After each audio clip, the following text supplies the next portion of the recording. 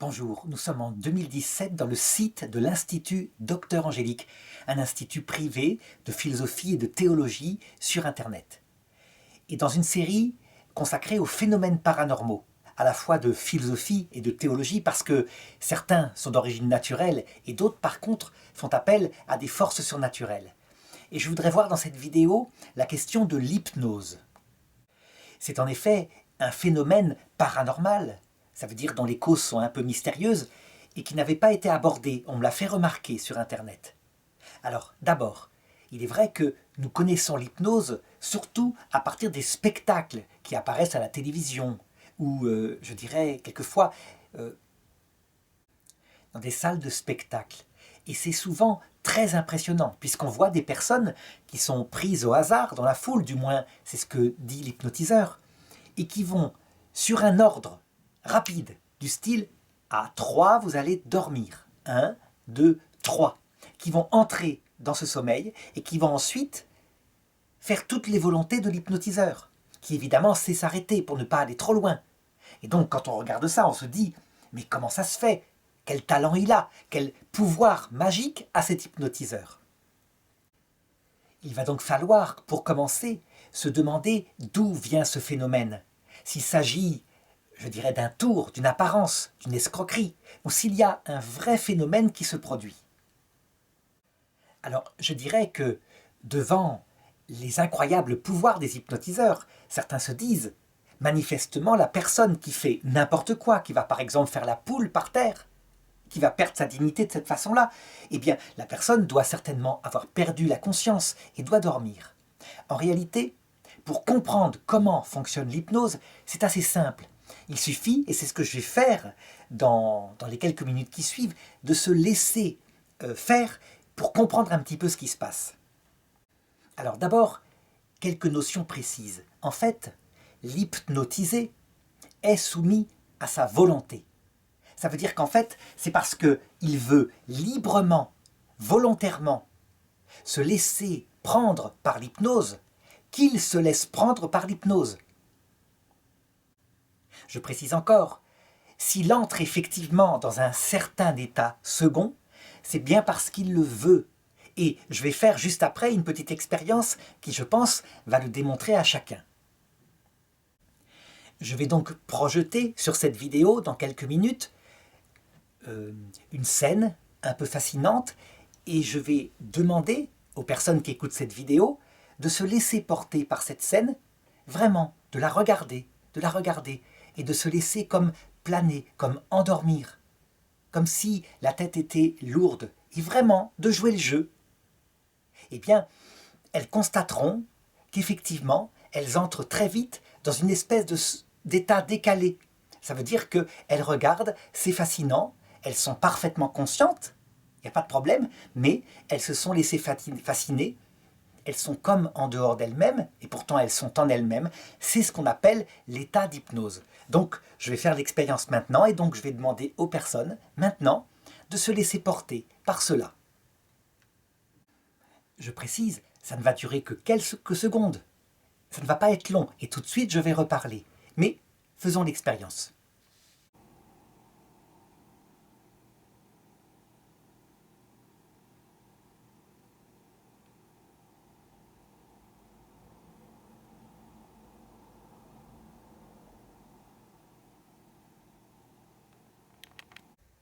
Voilà. Et maintenant, je vais refaire la même expérience en demandant à ceux qui regardent cette vidéo de refuser de se laisser prendre par cette espèce de scène qui va être la même, mais de la regarder simplement avec un regard critique, en gardant toute sa conscience, en observant par exemple comment se font les petits cercles, etc. Et là, les personnes vont le constater, eh bien si elles le veulent, elles peuvent résister à cet état, même si, globalement, le film que je montre et qui est assez fascinant pourrait faire qu'on se fasse prendre assez facilement. Donc on fait l'essai et on résiste.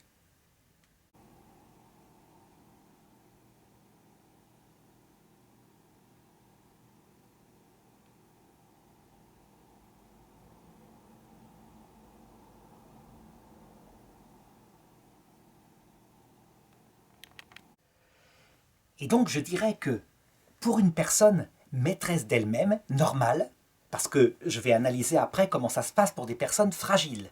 Pour une personne maîtresse d'elle-même, normale, on reste effectivement soumis à sa volonté, on peut s'arrêter comme on le veut, et face à une séance d'hypnose, devant des spectateurs, il y aurait simplement quelques éléments en plus.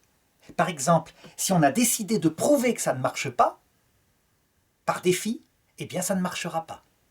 Mais si, devant la foule qui est là, qui nous regarde, et le spectacle qui est en jeu, on se dit « je vais quand même pas paraître différent des autres, je vais donc me laisser faire, après tout, autant jouer le jeu », eh bien, ça marchera. Et ça marchera, je dirais, pas seulement parce qu'on mime une hypnose, mais parce que vraiment, on se fait prendre par cet état un peu second dont je viens de montrer l'existence. En fait, qu'est-ce qui provoque donc la réussite de cet état d'hypnose?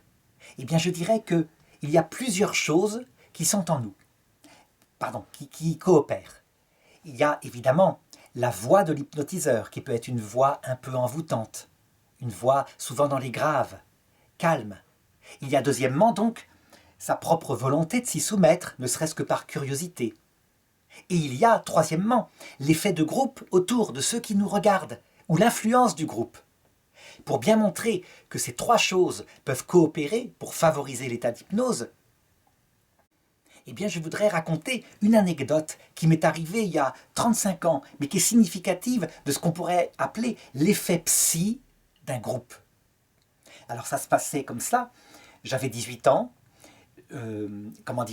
j'avais fait une tentative de vie religieuse catholique, et pour la première fois, dans ce monastère, voilà que une ambulance vient pour faire un don du sang. Donc, les moines étant des gens qui vivaient calmement, etc., un sang de qualité pouvait être donné, et donc ils viennent, et juste avant la messe, évidemment, tous les moines, sans problème, se sont laissés prendre un demi-litre de sang. Certains jamais n'avaient eu ça, dont moi, puisque j'avais juste 18 ans. Alors on sait qu'il y avait la messe après, donc les moines ne prirent pas la petite collation qu'offrait le don du sang. Ça se passait en France. Et donc ils se retrouvèrent à la messe pour y assister normalement. Et tout d'un coup, au milieu de la messe, voilà qu'un moine tombe par terre, boum, comme une masse. Donc un petit moment d'affolement, assez discret tout de même, quelques frères le prennent, le sortent, etc. Et alors un deuxième tombe, puis un troisième, puis un quatrième. Et ça n'arrêtait pas. Et moi je me rappelle, j'étais debout, on entendait l'évangile, où c'était la prière eucharistique, et je me disais, en m'écoutant un peu, mais j'ai les jambes molles, effectivement, et j'ai un peu le tournis. Puis je me suis dit, mais c'est ridicule, j'ai déjà donné mon sang, ça ne peut pas venir comme ça. Et donc ça s'est arrêté aussitôt, et j'ai retrouvé ma force tout en observant la scène de l'extérieur. Mais on peut dire que si je m'étais laissé aller, ne serait-ce que pour mettre un peu de drôlerie dans cette vie régulière monastique, ou alors parce que l'influence du groupe jouait, l'idée que je n'avais pas mangé, eh bien je suis persuadé que je serais tombé par terre de faiblesse, et qu'on m'aurait traîné comme les autres. Eh bien, c'est le mécanisme de l'hypnose, c'est la même chose, avec l'influence en l'occurrence du groupe. Cependant, attention, si ce mécanisme existe, il ne faut pas expliquer tous les phénomènes de vision collective, par exemple, par cela. Il arrive parfois que certains disent, dès qu'il y a un phénomène vu par une foule, « Oh, c'est un effet de groupe, l'effet psy dû au groupe, et chacun s'influençant, disant « Regardez, vous avez vu ?» Eh bien finalement, tout le monde voit. C'est l'explication, par exemple, que certains ont donnée au miracle de l'apparition de Fatima au Portugal en 1917. Il est vrai que c'est Lucie de Fatima qui la première dit aux gens qui étaient réunis, regardez le soleil, alors qu'il y avait plein de nuages. Et donc, on peut se dire, elle a provoqué le phénomène par suggestion collective auprès de gens qui étaient croyants et qui se sont laissés hypnotiser ou qui l'ont fait entre eux. Je dirais qu'on ne peut pas expliquer par cela toutes les choses, parce qu'il y a aussi des choses objectives. Il y avait dans cette foule de 50 000 personnes à Fatima, dont on verra l'histoire, elle se trouve facilement sur Internet, c'est une des apparitions de la Vierge Marie reconnue par l'Église catholique, eh bien on verra qu'il y avait peut-être 5 000, 6 000 personnes qui étaient venues pour s'amuser, pour se détendre, pour se moquer de la superstition chrétienne, et qui ont vu la même chose. Autre phénomène objectif, la propreté des vêtements. Après, alors que les gens étaient venus, il pleuvait à verse, il y avait de la boue, c'était dans les champs. Donc, attention, il existe des phénomènes psy, Mais il ne faut pas tout expliquer par les phénomènes psy. Il y a aussi parfois des phénomènes objectifs.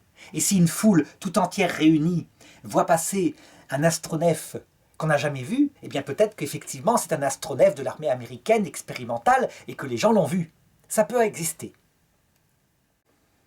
Donc on le voit, en ayant ce sens du réalisme, on arrive au bout d'un certain temps, quand on est une personne bien dans sa peau, en forme, à distinguer l'état second d'hypnose, qu'on peut se provoquer soi-même, et l'objectivité des réalités, et à être tout à fait au clair là-dessus. Mais attention, maintenant, il faut considérer un deuxième type de personnes, des personnes qui sont fragilisées. Fragilisées par exemple affectivement, par des malheurs qui tombent sur elles sans arrêt, ou alors fragilisées psychiquement. Il y a une deuxième analyse à faire de l'hypnose envers ces personnes-là, et je vais expliquer comment. On a entendu parler par exemple aux États-Unis de ces psychologues freudiens très souvent qui pratiquent l'hypnose pour libérer leurs patients qui vont mal, donc qui sont atteints de névrose, ça veut dire de passions douloureuses qui n'arrivent pas à dépasser et qui ne s'expliquent pas. Eh bien, ces médecins, en pratiquant l'hypnose, faisant se détendre la personne, lui demandent de revenir dans ses souvenirs passés. Ils remontent et ils remontent en arrière. Et ils en arrivaient parfois avec leur méthode freudienne, qui est toujours la même, qui consiste à dire que toutes nos névroses sont dues à nos parents, qui nous ont mal éduqués, avec un surmoi violent. Eh bien, aux États-Unis, on voyait ces médecins, ces charlatans, je dirais, induire petit à petit dans la mémoire de ces personnes en souffrance le souvenir net, précis, d'un viol par leur père alors qu'ils étaient petits, tout petits. Avec très souvent d'ailleurs la mère qui en était complice, au moins par son abstention. Et on a vu des cas de personnes qui avaient enfin trouvé la cause de leur mal-être et qui se retournaient violemment contre un père qui n'y pouvait rien, qui n'avait rien fait, jusqu'à des procès, des séparations violentes, etc. Au point que, à un moment donné, les choses se multipliant, il y a eu des plaintes contre ces praticiens, pour induction indue et malhonnête de souvenirs qui ne sont pas des vrais souvenirs. Alors on se dit, là, évidemment, c'est un phénomène tout à fait différent de celui que j'ai manifesté au début. On n'est pas dans un jeu, on est manifestement dans un pouvoir puissant de certains praticiens sur des personnes. Oui, c'est clair, mais il faut bien le noter. Ces personnes sont en souffrance, elles vont mal, et donc elles cherchent désespérément, et auprès de gens qui ont des diplômes, donc à qui elles vont faire confiance, la cause de leur souffrance intérieure. Et donc, dans cette faille, qui est une fragilité psychique, ils s'introduisent, et avec leur idéologie, ils induisent les souvenirs qu'ils veulent. Cette forme d'hypnose-là n'est rien d'autre qu'un lavage de cerveau. C'est la même chose qu'on verra dans les sectes, par exemple, sauf que la méthode consiste à être un groupe très uni, donc on travaille sur le troisième critère, j'avais dit, l'effet de groupe. Souvent, à travailler énormément pour ne pas pouvoir penser, à manger très peu pour affaiblir la résistance intellectuelle. Et de cette façon-là, à petit, prendre pouvoir sur des personnes qui, au départ aussi, le veuillent bien, parce qu'elles cherchent le sens à leur vie. La faille des personnes qui se font prendre par les sectes, elle est facile à trouver. Trouver un sens à ma vie, trouver aussi un groupe affectueux qui m'entoure. Et par cette faille-là, par cette fragilisation-là, eh bien, des formes d'hypnotiseurs, par leur discours, arrivent à induire des croyances que les personnes n'auraient pas à la base. On voit que c'est une méthode tout à fait différente de celle de la foi, en tout cas dans l'Église catholique, qui fonctionne par, certes à la base, une expérience spirituelle qu'on pourrait qualifier de subjective, mais par le développement, par les prêtres, les évêques, lorsqu'ils se comportent bien, le développement d'un sens critique, d'une distinction intellectuelle entre ce qui est le domaine de la foi, qui est révélé, qui est non démontrable et auquel on peut adhérer par confiance avec des raisons objectives, et le domaine à côté de son bon sens qu'on développe à travers des cours de philosophie, mais aussi à travers le bon sens quotidien. C'est donc le même mécanisme, mais attention, à la base, uniquement. À la suite, il est utilisée pour faire que les personnes deviennent davantage elles-mêmes, davantage adultes, tout en gardant cette foi en une chose qui n'est pas visible pour le moment. Et c'est le propre d'un croyant de croire en une chose qui n'est pas visible. Rien à voir avec la manipulation mentale des sectes, qui se sert du phénomène en question pour prendre emprise sur la personne et en faire des sortes d'esclaves hypnotisés à la solde du gourou. On le voit, de même que dans l'expérience du début, l'état d'hypnose, l'état de non-hypnose est très très proche. C'est une question de basculement à droite ou à gauche d'une petite limite. Eh bien, pareil, ici, entre une religion qui respecte la liberté, vraiment, qui crée des hommes adultes, et le basculement dans quelque chose qui manipule des êtres humains, eh bien, il y a une petite limite qu'il ne faut pas franchir. D'où l'importance d'avoir des anciens dans une église, des hommes sages, qui sachent, comment dirais-je, regarder là où il y a dérive à cause d'une trop grande affectivité, enfin d'une emprise sur la liberté des personnes. Alors, j'ai mis derrière moi l'icône du Christ miséricordieux parce que je vais maintenant aborder, comme dans toutes ces leçons sur les phénomènes paranormaux, le pendant, on pourrait dire surnaturel, qui peut parfois accompagner le phénomène d'hypnose. Donc jusqu'ici, j'ai vu des phénomènes psychologiques ou alors sociologiques, donc une influence d'un groupe. Et je voudrais maintenant montrer comment, pour les croyants catholiques, protestants, juifs, etc., il y a aussi la possibilité qu'une force surnaturelle, à savoir des anges révoltés contre Dieu, auxquels ces religions croient, puisse s'introduire par le même mécanisme dans une faille qui est dans une personne pour pouvoir prendre en quelque sorte possession d'elle-même.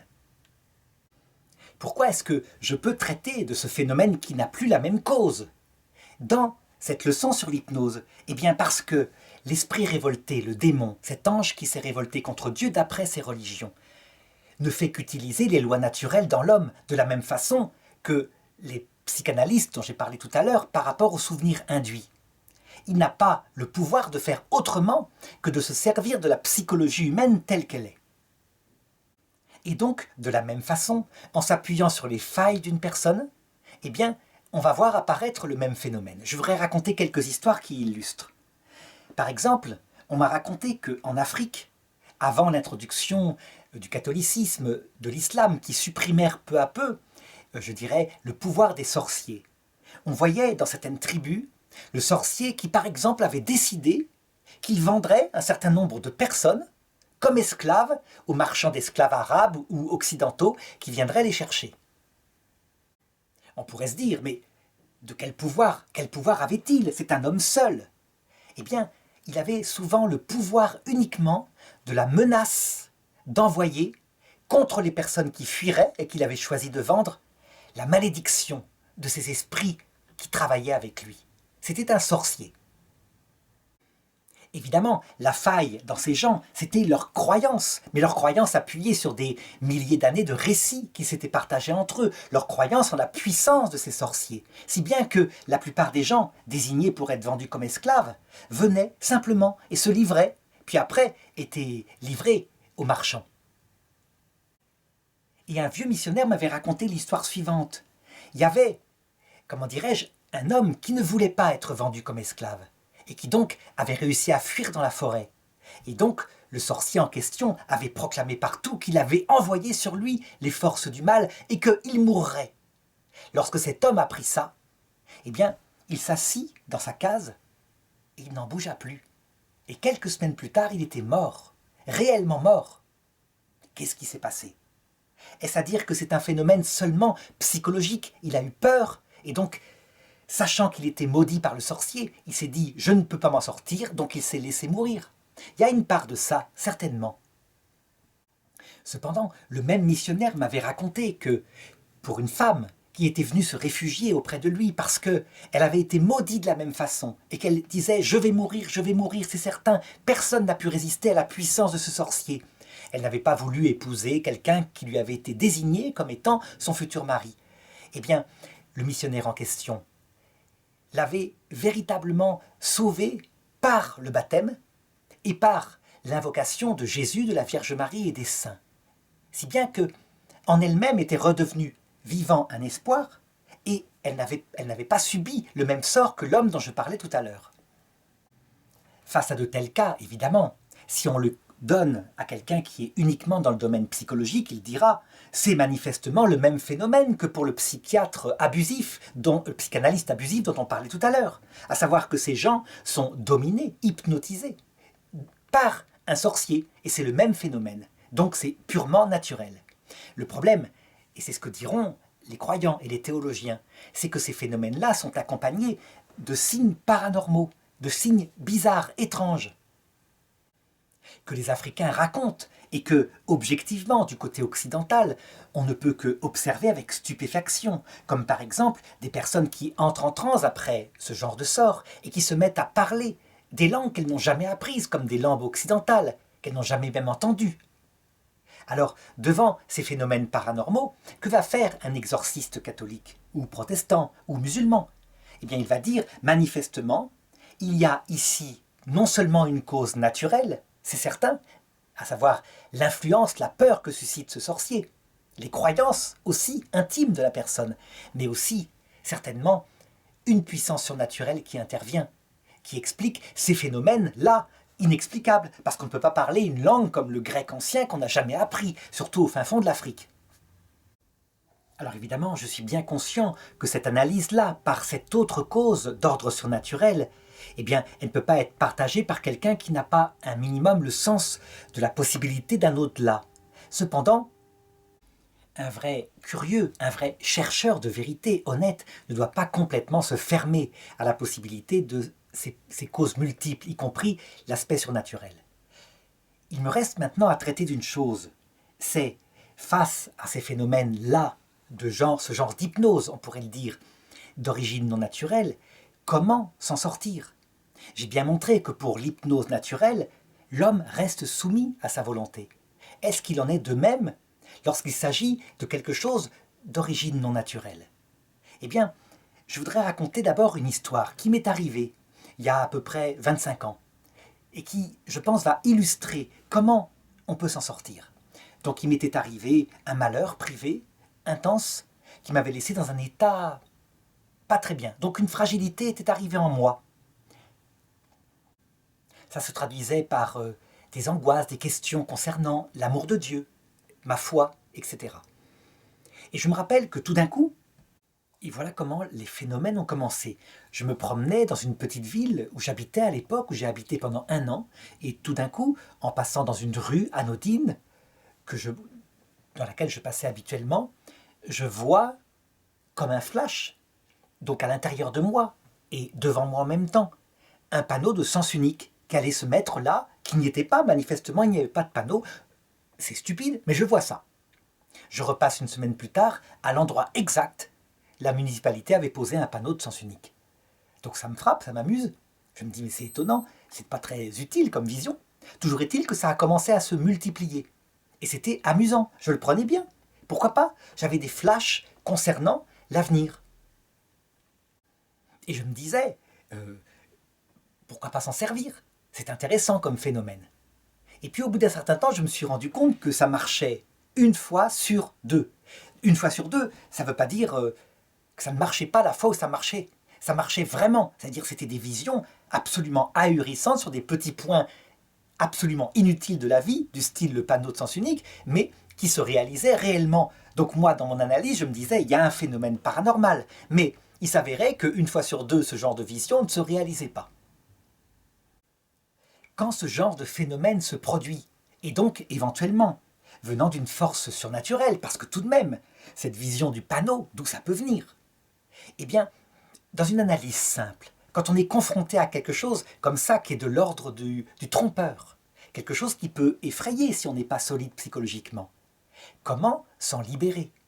Eh bien, avec le bon sens, tout simplement d'abord. Ça veut dire que, m'étant rendu compte que le phénomène n'était pas très utile, et peut-être que s'il avait marché tout le temps, je me serais fait séduire à l'époque, mais m'étant rendu compte qu'il n'était pas très utile, je me suis dit, donc, ce phénomène, je l'évacue. Et lorsqu'il me prenait ce genre d'intuition, eh bien je ne l'écoutais même pas. Je passais outre en disant encore un truc comme ça. Si bien que, à force de ne pas m'en occuper, de prendre ça à la légère, vraiment, et de m'occuper d'autre chose, c'est-à-dire de ma vie, eh bien le phénomène s'est atténué. Il n'a jamais entièrement disparu, mais il s'est atténué au point d'avoir un rôle en pointillé. Et à chaque fois qu'il se reproduit, de la même façon, j'ai beaucoup de mépris pour ce genre de phénomène. On peut dire quoi? C'est que, de la même façon que je disais tout à l'heure, qu'on peut être maître de se laisser hypnotiser ou pas par un spectacle, dans un spectacle. De la même façon, on a d'abord une certaine maîtrise de soi lorsqu'on est une personne assez équilibrée, pour se laisser circonvenir ou non par ce genre de phénomène. Il y a un texte de l'Écriture, de la Bible, qui indique d'ailleurs un petit peu comment est-ce que ce premier point peut faire qu'on s'en sorte devant donc des phénomènes d'hypnose ou en tout cas de prise de possession de soi qui sont d'origine surnaturelle. C'est une phrase de l'Apocalypse de Saint Jean qui raconte comment la femme, qui est le symbole aussi de notre âme, la femme fut attaquée par le dragon rouge-feu, au chapitre 6 de l'Apocalypse. Et le texte dit « Mais la terre vint au service de la femme ». La terre, c'est quoi? C'est d'abord le bon sens, le réalisme, l'objectivation du réalisme. À savoir, j'analyse comme croyant d'où peut venir ce phénomène, je cerne exactement, ça vient sans doute d'un mauvais esprit, j'imagine pas un ange du ciel s'amuser à faire ses bêtises. Eh bien ce mauvais esprit, puisqu'on sait théologiquement quel est leur rôle, d'où ils viennent, on les situe à leur juste place et on ne s'en occupe pas. Est-ce que ce bon sens qu'on pourrait communiquer aux Africains dont je parlais tout à l'heure, est-ce qu'il suffirait à être délivré de tout cela? À mon avis, c'est un des pôles, mais ce n'est certainement pas le seul. Et surtout, s'il n'y a que ce pôle-là, le bon sens, eh bien, on a affaire, il faut le savoir en théologie, à des esprits si intelligents que nous sommes un peu comme des enfants de 2 ans devant des adultes. Ces esprits révoltés. Par exemple, en Europe occidentale, on a développé énormément de bon sens scientifique, rationnel, en disant « objectivons les choses ». Et on en est arrivé à dire, d'ailleurs, que la cause surnaturelle dont je parlais ici, qui peut intervenir dans l'hypnose, n'existe pas, que tout est psychologique ou sociologique. Eh bien, en fait, par cette voie-là, en niant Dieu et diable, que s'est-il passé en Occident? Eh bien, certainement que les démons, en Occident, agissent encore plus violemment qu'en Afrique, où là, ils font des singeries.